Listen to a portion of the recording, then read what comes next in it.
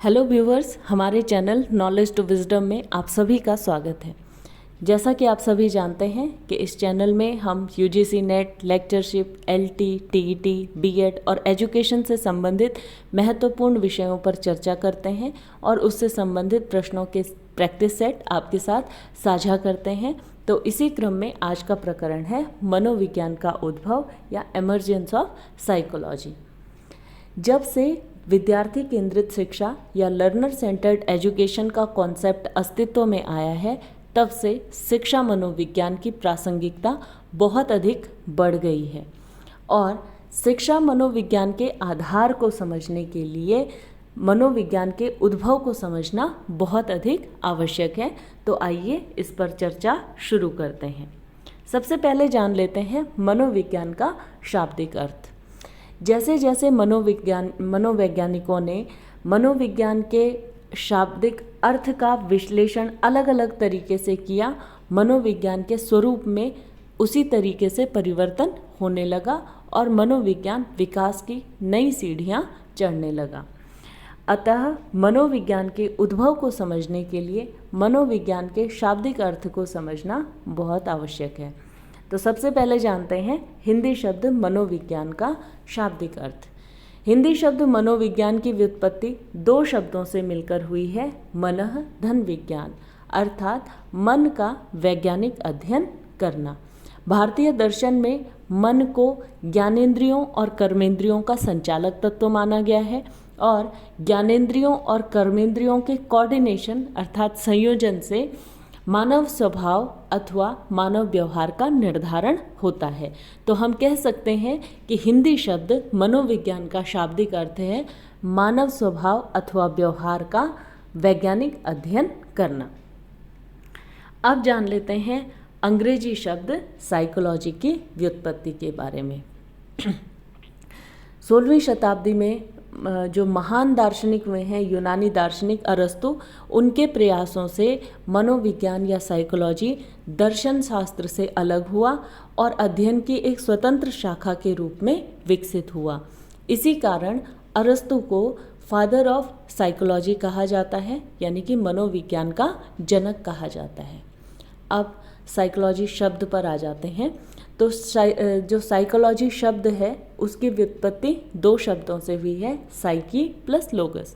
लोगस का अर्थ है वैज्ञानिक अथवा विश्लेषणात्मक अध्ययन करना और जो 16वीं शताब्दी के दार्शनिक थे अरस्तु, प्लेटो, सुकरात, देकार्ते आदि, इन्होंने कहा कि जो साइकी वर्ड है, साइकी शब्द है, इसका अर्थ होता है सोल यानी कि आत्मा।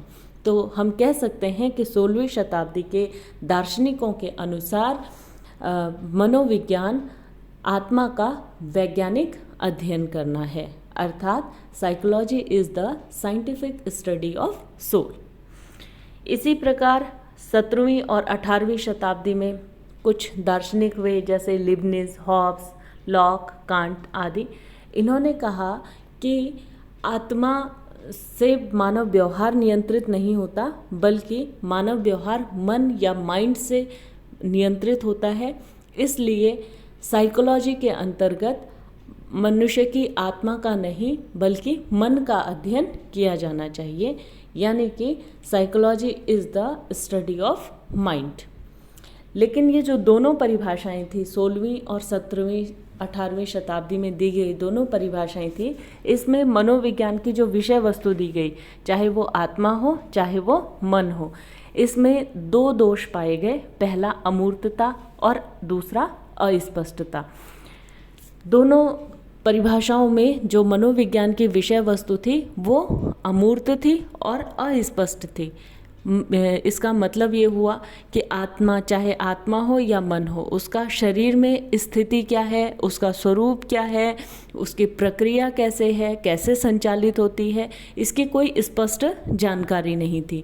तो मनोवैज्ञानिकों का ये मत था कि जिस विषय की विषय वस्तु में ही तथ्यपरकता नहीं है, वस्तुपरकता नहीं है, उसका विश्लेषण और वैज्ञानिक अध्ययन किया जाना संभव नहीं है और इससे जो विषय है उसका विकास रुक जाएगा।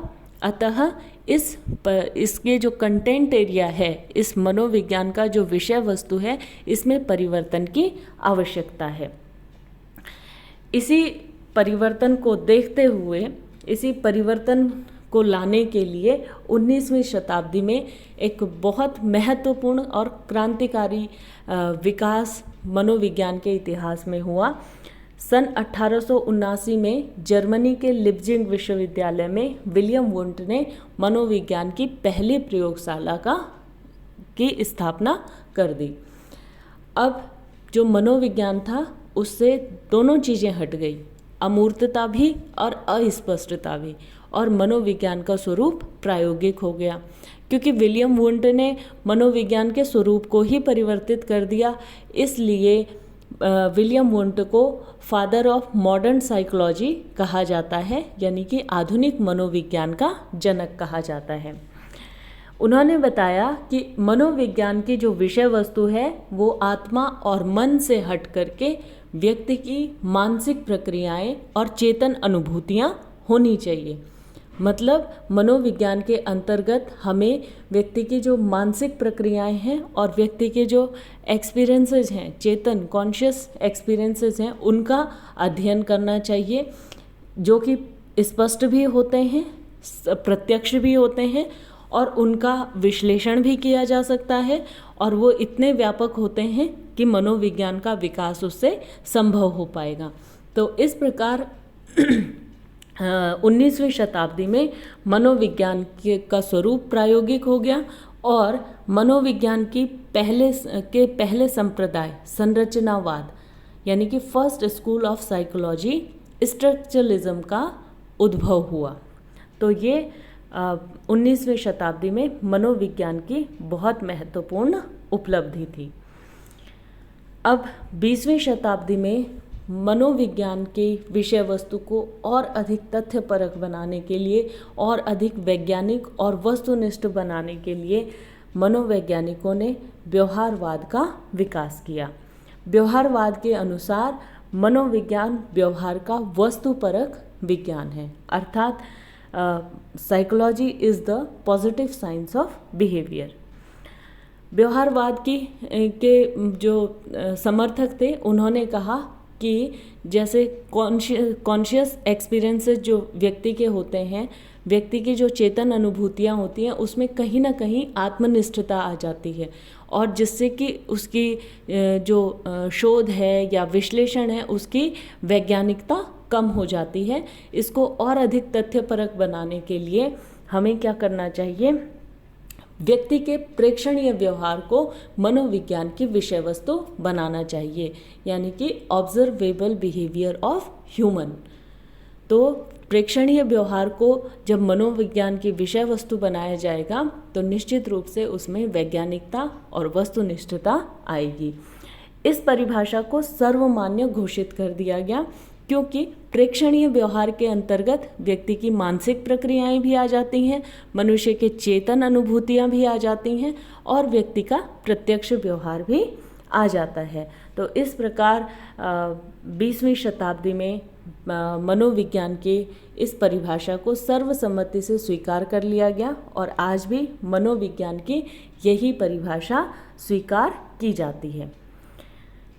अब मनोविज्ञान में एक तो विषय वस्तु तो निर्धारित हो गई है, लेकिन जो विभिन्न आधुनिक मनोवैज्ञानिक उपागम हैं, आधुनिक उपागम हैं, उनके अनुप्रयोगों से शिक्षा के लिए दो महत्वपूर्ण उपागमों का विकास हुआ है। वो है पहला संरचनावादी उपागम, इसे कहीं कहीं पर निर्मितिवादी उपागम भी कहा जाता है, और इंग्लिश में उसे कहा जाता है कंस्ट्रक्टिव अप्रोच। और दूसरा है मानवतावादी उपागम, यानी कि ह्यूमनिस्टिक अप्रोच। ये दोनों उपागम आधुनिक शिक्षा मनोविज्ञान की धुरी बन चुके हैं। तो इस प्रकार ये था मनोविज्ञान का उद्भव। अब इससे संबंधित इसको उद्भव को डिस्क्राइब करने के लिए वुडवर्थ ने एक परिभाषा दी है, बहुत पॉपुलर परिभाषा है, वो आपके सामने प्रस्तुत है। मनोविज्ञान ने सर्वप्रथम अपनी आत्मा का त्याग किया, फिर मन का त्याग किया, फिर चेतना का त्याग किया, और आज मनोविज्ञान व्यवहार के विधि के स्वरूप को स्वीकार करता है। तो ये था मनोविज्ञान का उद्भव, यानी कि धीरे धीरे मनोविज्ञान कैसे 16वीं शताब्दी से और 21वीं शताब्दी तक विकसित हुआ। तो उम्मीद करती हूँ कि आप सब लोगों को इससे नई जानकारी मिली होगी। वीडियो आपको अच्छा लगा होगा। अगर आपको वीडियो अच्छा लगा है तो इसे लाइक कीजिए, शेयर कीजिए, हमारे चैनल को सब्सक्राइब कीजिए, और कोई भी डाउट इस टॉपिक से रिलेटेड है तो उसे कमेंट सेक्शन में हमसे ज़रूर पूछिए और हमें मोटिवेट करते रहिए।